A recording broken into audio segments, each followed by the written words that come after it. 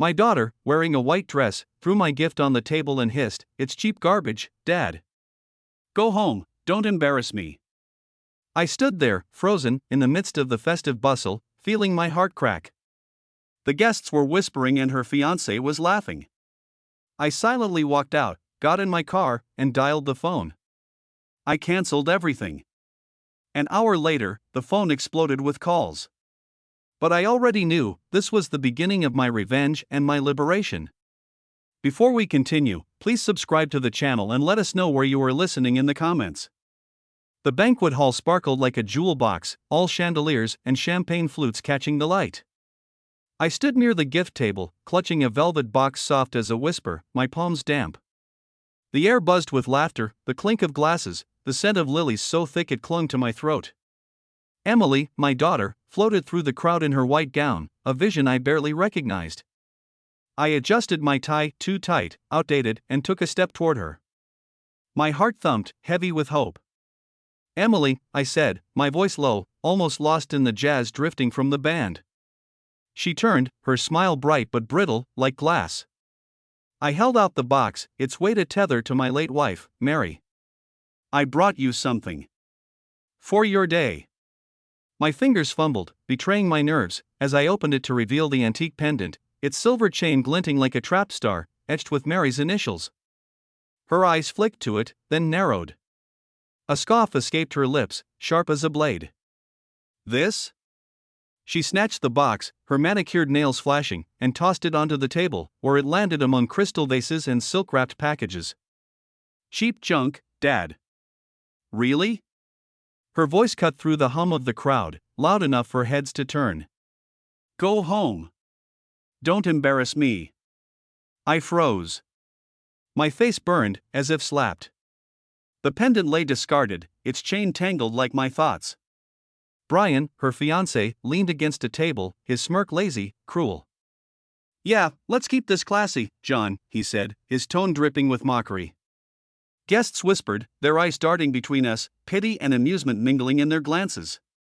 My throat tightened, as if swallowing glass. "I'm sorry," I mumbled, the words barely audible, my legs moving before I could think.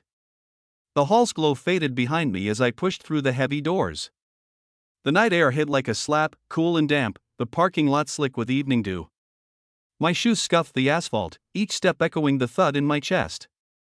I'd spent hours polishing that pendant, imagining her smile, the way she'd hug me like she did as a child. Now, her laughter, sharp, careless, followed me out, a final twist of the knife. I reached my truck, the old pickup that smelled of sawdust and time. The street lamp flickered above, casting jagged shadows. My keys jangled in my trembling hand. I glanced back at the hall, its windows warm with light, alive with voices. Emily's voice, her cruelty, looped in my mind. Something cracked inside me, not just hurt, but anger, raw and unfamiliar. I pulled out my phone, the screen's glow cold against the dark. My thumb hovered over a number, my pulse loud in my ears. What came next, I didn't know. But I wasn't going back. Rain streaked the windshield like tears, blurring the suburban streets into a watercolor haze. I gripped the steering wheel, my knuckles pale, the banquet hall's glow shrinking in the rearview mirror. My truck rattled, its worn leather seats creaking under me, the air thick with the musty smell of old tools. A faded photo of Mary, taped to the dashboard, stared back, her smile soft, eternal. The wipers squeaked, useless against the storm in my head. "How did it come to this, Mary?" I thought, my voice silent but screaming inside. Emily's words, "cheap junk, don't embarrass me," clawed at me, each syllable a splinter. I'd given her everything. Overtime shifts that left my back aching, vacations skipped to pad her college fund, the fishing cabin sold to cover her wedding dress. That cabin, my one refuge, where I taught her to cast a line, her giggles echoing over the lake. Gone, like her gratitude. The road stretched dark. Streetlights smearing into halos. I wiped fog from the windshield, my hand shaking. A memory flickered, Emily, 6 years old, hugging me after a school play, her tiny arms tight around my neck. "You're the best, Daddy," she'd said, her eyes bright. Now those eyes were cold, her voice a stranger's. Had I spoiled her? poured too much love into a vessel that couldn't hold it? Or was it Brian, with his slick smile and empty promises, twisting her against me? I slammed my palm on the dashboard, the photo trembling. The radio hummed a faint love song, jarring against the ache in my chest. I laughed, bitter, the sound swallowed by the rain.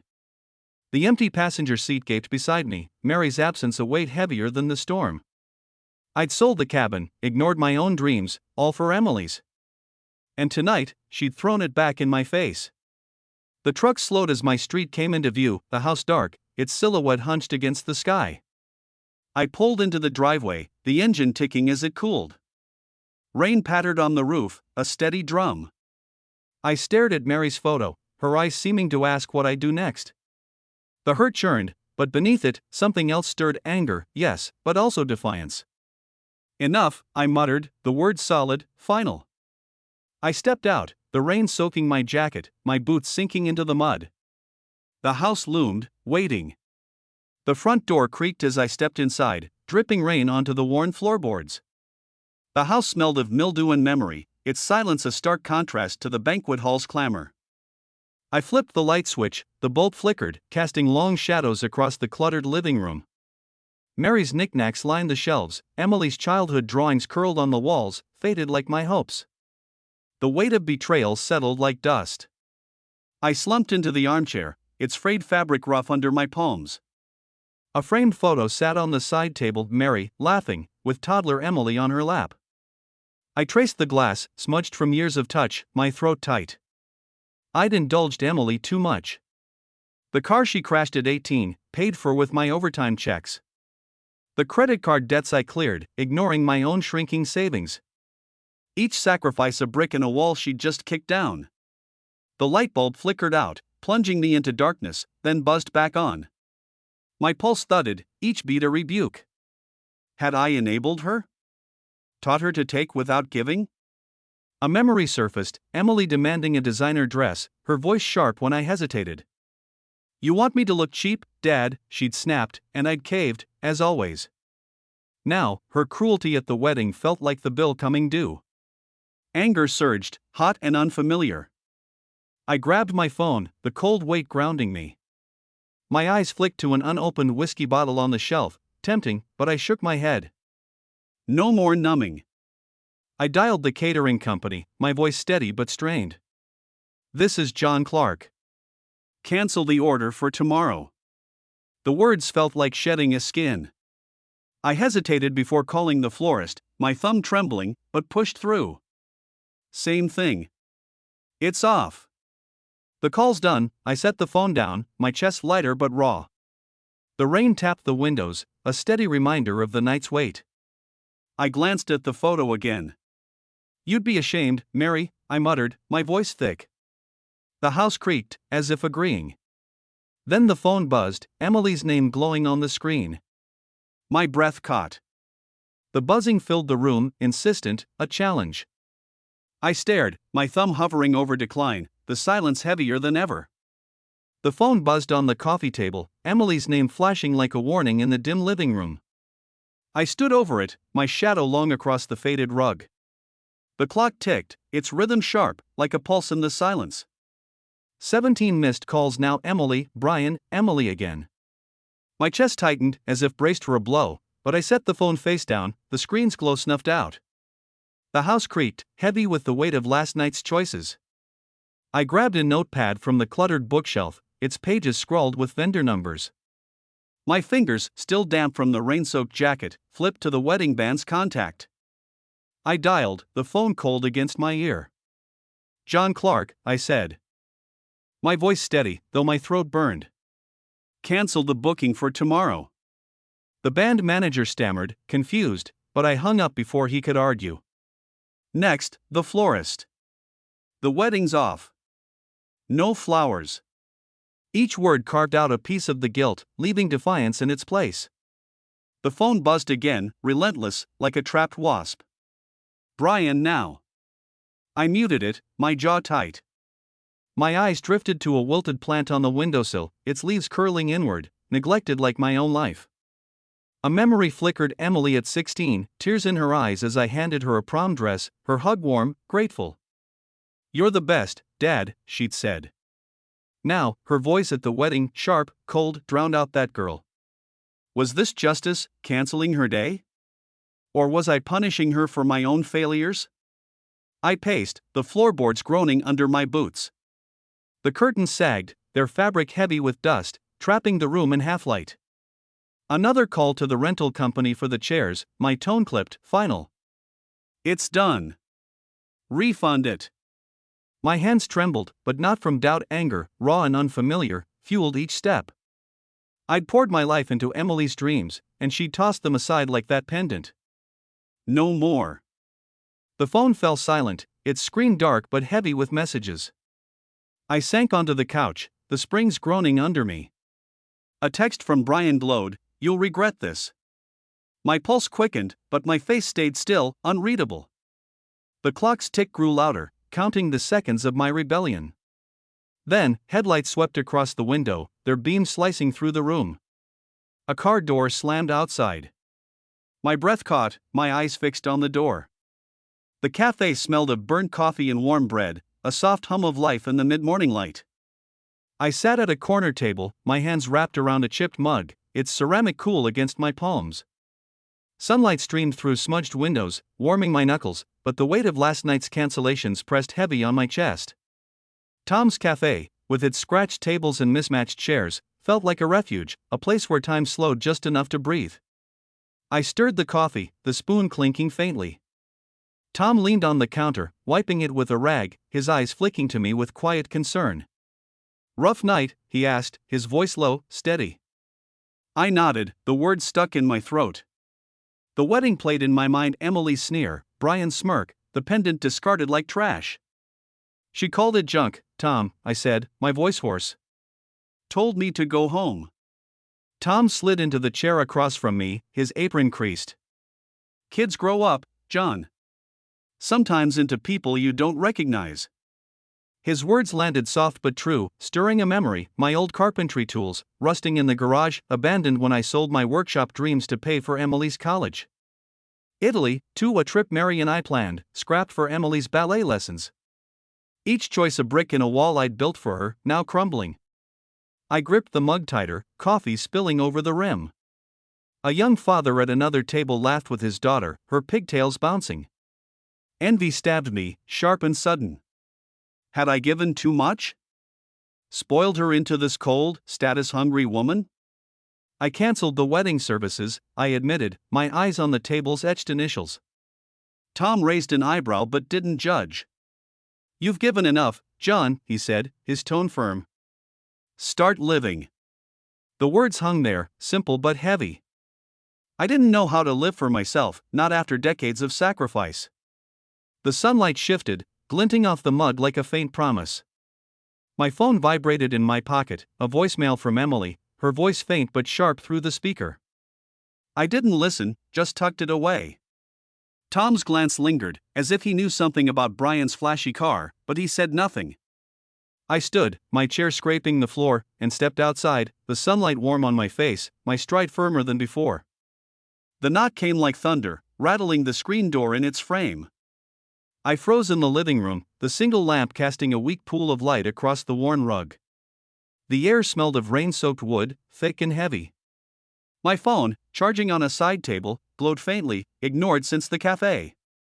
Outside, a car engine growled. Then cut off. Another knock, harder, urgent. "Open the door, John."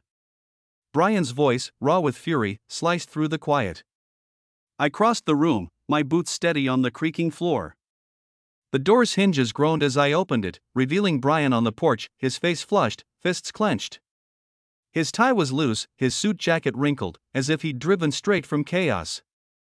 "You think you can ruin my wedding?" he spat, stepping closer, his breath sharp with whiskey. "You're nothing, old man. A pathetic nobody." My pulse steadied, a calm I hadn't expected settling over me. I crossed my arms, holding the doorframe, my voice low. "Pay for it yourself, Brian. You're good at spending, aren't you?" His eyes widened, caught off guard by my restraint. A memory flashed, his first dinner with us, his polished charm hiding a calculating glance, Emily hanging on his every word. I'd seen it then, the manipulator beneath the smile. Brian's fist twitched, but he stepped back, his sneer twisting. "You'll regret this," he hissed, turning to his car, the headlights flaring as he sped off. I locked the door, the click loud in the silence. My legs carried me to the armchair, where I sank, the lamps hummed faint overhead. Brian's words echoed, but they didn't wound. I'd held my ground, a small victory. The lamp flickered, shadows dancing on a photo of Emily, half hidden on the wall, her young smile a ghost of who she'd been. My phone lit up, a Facebook notification breaking the quiet. I glanced at it, the screen pulsing like a heartbeat, but didn't reach for it. Emily's name, tied to a post, glowed briefly before fading. The lamp's light held steady, but outside, the wind howled, carrying the promise of a larger storm. Sunlight slipped through the cracked blinds, casting striped shadows across the living room's worn rug. I stood by the coffee table, my phone heavy in my hand, its screen pulsing with the Facebook notification from last night. The air smelled of dust and stale coffee, the silence broken only by the clock's relentless tick. My thumb hovered, hesitating, as if the post could burn me. Brian's threats echoed faintly, but it was Emily's name on the screen that tightened my chest. I tapped it, and her words hit like a slap. "My father, John Clark, is a stingy, selfish man who ruined my dream wedding out of spite." The post glared up at me, each word a shard. Comments piled beneath, guests I'd smiled at, fed, helped, calling me heartless, petty, a failure. "He never cared about her," one wrote, from a woman I'd once driven home in a storm. My breath caught, the room tilting. The phone's screen blared like an accusation, and I sank into the creaking armchair, my shoulders hunching under the weight of their judgment. I stared at a childhood photo of Emily on the shelf, her gap-toothed grin frozen in time. She'd been 5, maybe 6, at her first school play, a clumsy fairy in a tulle skirt. I'd clapped until my hands stung, her beam brighter than the stage lights. Now, her venom online felt like a different person, a stranger wearing her face. Had I pushed her to this, canceling the services?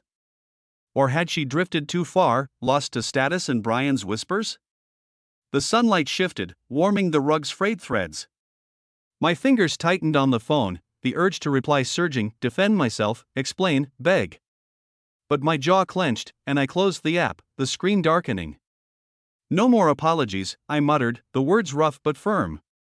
The sting of her betrayal lingered, a bruise deep in my chest, yet something else stirred, resolve, sharp and unfamiliar. I reached for an old address book on the shelf, its leather cracked like old skin. Flipping to Linda Morgan, Mary's sister, my eyes narrowed. My pulse steadied, purposeful. I dialed, the line ringing as sunlight brushed my hand, the sound a quiet promise. The kitchen smelled of old wood and yesterday's coffee, its peeling wallpaper curling like secrets at the edges. I sat at the table, a chipped mug cool under my fingers, the phone pressed to my ear. Linda's voice came through, warm but tight, as if she'd been waiting for this call. "John," she said, "I've been meaning to tell you something about Brian." Sunlight filtered through the grimy window. Pooling on the table, and my grip on the mug tightened, bracing for truth. "He's in debt, John," Linda said, her words clipped, urgent. "Risky investments, loans he can't pay. He's been using Emily to get to your money." She'd found a financial report, buried in emails from a mutual friend, detailing his lies. My mind raced, pieces clicking, Brian's flashy car, his smug dismissals, the way Emily clung to his promises. A memory surfaced, Mary, years ago, squinting at a charming salesman, muttering, "Smooth talkers hide the worst flaws." She'd have seen through Brian in a heartbeat.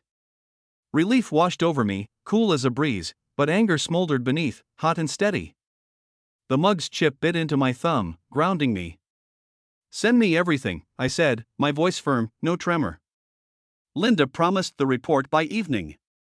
I leaned back, the chair creaking, and noticed a faded recipe card on the counter, Mary's handwriting, her lasagna recipe, untouched since her death. Loneliness stabbed, but purpose dulled its edge. I grabbed a napkin, jotting notes for an anonymous letter to Emily, words that would hint at Brian's deceit without my name. The phone buzzed, Emily again, ignored. I drafted the letter, my pen steady but pausing once, wondering if she'd even listen. She had to know, even if she hated me. I sealed the envelope, the paper crisp as resolve, and stood, my boots scuffing the linoleum. Outside, the sunset painted the sky in fiery hues, bold and fleeting. I walked to the mailbox, the letter light in my hand, the flag's rustle soft in the breeze. My fingers lingered on the envelope, the sky's glow fading, and I paused, the weight of the drop heavier than I'd expected. The office smelled of sawdust and ink, its metal desk cold under my palm. Blueprints pinned to the walls curled at the corners, their lines blurring as I stared, my mind on the letter I'd mailed. Late afternoon light slanted through the dusty window, catching a cracked coffee mug, Emily's gift from years ago, painted with clumsy hearts. My coworker, Jim, poked his head in, wiping grease from his hands. "Heard your daughter's wedding went sideways," he said, casual but curious. My nod was curt. "Something like that." I grabbed my phone, Linda's texts waiting. Letter arrived. Guests whispering about Brian's debts. My pulse quickened, satisfaction warming me like faint sunlight. She described the scene: no band, no catering, my cancellations had held. Brian tried to pay with a card that failed, his charm crumbling as guests murmured. Emily, humiliated, stormed out, her gown trailing through the chaos. I leaned back, the chair squeaking, vindication sharp but bittersweet. A memory flickered, Emily, 6, throwing a tantrum over a broken toy, my hands patient as I glued it back together. Now, her world was breaking, and I'd lit the fuse. The lot outside lay empty, save for a lone sparrow pecking at gravel. Sorrow pooled in my chest, heavy as the mug's weight. Had I gone too far? Or had she needed this, a mirror to Brian's lies? The radio in the corner hummed a faint wedding march, jarring, ironic. I scrolled through Linda's texts again, each word a confirmation: Brian exposed, Emily unmoored. My fingers traced the desk's edge, steady despite the ache. I'd protected her, in my way, even if she'd never see it. The phone rang, Emily's number. My breath hitched, the office's hum fading. Another text from Linda flashed: "She's on her way to you." The sparrow outside took flight, a blur against the fading light. I set the phone down, its ring sharp as a blade, my face calm but eyes guarded. The blueprints lay untouched, their lines a map of something new, something mine. The living room glowed faintly, the single lamp casting a warm pool across the rug. I sat in the armchair, its fabric worn smooth, my phone buzzing on the side table, Emily's name, relentless from the office call. A sharp knock broke the quiet, urgent, rattling the doorframe. My pulse quickened, but my hand stayed steady as I rose, the floorboards creaking under my boots. I opened the door, and there she stood, Emily, mascara streaked, her wedding veil crumpled like wilted petals in her fist. "Dad," she choked, her voice raw. Trembling. "I'm sorry. I didn't mean it, any of it." Her eyes, red and desperate, searched mine. She stepped forward, the veil catching on the doorframe, her words tumbling fast. "I was wrong about you, about Brian. Please, fix this. We can start over." The lamp's light glinted on Mary's photo behind me, her smile a silent witness.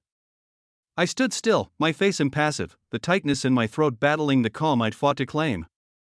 "You made your choices, Emily," I said, my voice low, measured, cutting through her pleas. "So have I." Her breath hitched, her hands twisting the veil. A memory flickered, Emily at 10, sobbing over a broken vase, her small hand in mine as she promised to be careful. That sincerity felt distant now, her apology laced with the weight of her public shame, her lost status. Love tugged at me, but I saw it clear: she wanted absolution, not me. She spoke again, softer, begging for the father who'd always fixed her messes. "I need you, Dad." I shook my head, not cruelly, but firm. "I needed you too, once." The words landed heavy, and she flinched, stepping back. Tears spilled, but I didn't move to comfort her.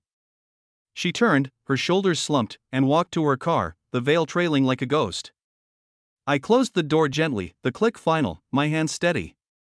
The room felt still, the lamp's hum steady as a pulse. My eyes fell on a dusty brochure for a photography course, tucked on the side table. I picked it up, its pages crisp, and flipped through images of blurred landscapes, vibrant markets. A spark stirred, unfamiliar, mine. I stood by the window, watching Emily's car lights fade down the street, the brochure light in my hand. I slipped it into my pocket, my gaze calm, the night quiet around me. The living room smelled of fresh paint, its sharp tang mingling with sawdust. I stood in the center, roller in hand, the walls half-coated in soft cream, a color I'd chosen for no one but me. The brochure from last night was pinned to a corkboard, its edges curling beside a hammer and nails.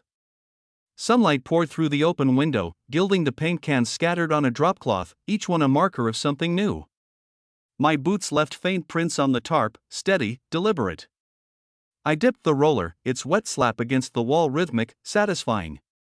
The creaky stair I'd fixed yesterday held firm as I climbed to test it, the wood solid under my weight. A memory surfaced years ago, eyeing a carpentry course catalog, its glossy pages promising skills I'd loved. I'd shelved it, paying for Emily's summer trips instead, my own dreams rusting like the tools in my garage. Now, each stroke of paint felt like reclaiming a piece of that lost time, the lightness in my chest growing with every inch covered.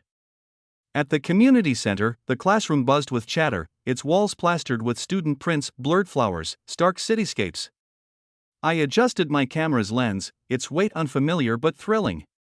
The teacher pointed to my shot of a child's shoe, abandoned in the grass, its laces frayed. "Good eye," she said, and pride sparked, sharp and new. Families milled outside, their laughter filtering through the window, stirring a pang of loneliness. I shook it off, focusing the lens, the click sharp as a heartbeat. Tom stopped by the house later, his boots tracking mud. "You're building more than walls, John," he said, grinning at the paint cans. I shrugged, my smile cautious. "Trying to." The paint splattered on my old work boots, a badge of this shift. Back home, I slung the camera over my shoulder, the strap snug. The mailbox glinted in the fading light, a letter inside Emily's handwriting, shaky, uneven. I carried it in, setting it unopened on the table, the paint cans catching the sun's last rays, their shine a quiet promise. The porch smelled of fresh paint and blooming jasmine, its potted plants swaying in the late afternoon breeze. I sat in the rocking chair, my coffee mug warm in my hands, the sunset spilling gold across the sky. Emily's letter, read this morning, lay tucked in a drawer, her words sincere, heavy with regret, but no longer my burden. The house behind me stood brighter, its new paint a testament to my hands. My choices. A car's rumble broke the quiet, and Emily stepped out, her steps slow, her scarf fluttering as she climbed the porch. "Dad," she said, her voice soft, stripped of the wedding's arrogance. "I was wrong. About everything, Brian, the way I treated you." She sat across from me, her hands fidgeting, her eyes meeting mine with a fragile honesty. "I'm so sorry." The breeze carried the scent of paint, tying this moment to my rebuilt life. I nodded, my expression gentle but guarded.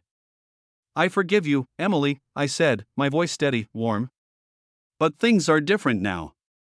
I'm living for me." Her lips trembled, a smile breaking through, small but real. We sat in silence, the sunset's hues deepening, a shared understanding settling between us, not the old bond, but something new, distanced, peaceful. A memory flickered, Mary's laughter on this porch, her hand in mine, once a wound, now a comfort. My heart settled, quiet at last, no longer tethered to sacrifice. Emily rose, her scarf slipping to the floor, and I let it lie, a sign of her own unraveling path. She left, her car lights fading down the street, her smile lingering in the air. "We're okay, Mary," I murmured, the words soft as the chair's creak. I set the mug down, its warmth lingering in my palm, and picked up my camera. The horizon blazed, reds and purples bleeding into dusk. I focused the lens, catching a bird in flight, its wings a blur of freedom. The shutter clicked, sharp and final. I lowered the camera, my face calm, and rocked gently, the world hushed, the sunset mine. If you like this story, please like this video, subscribe to the channel, and share your impressions of this story in the comments. To listen to the next story, click on the box on the left. Thank you for watching.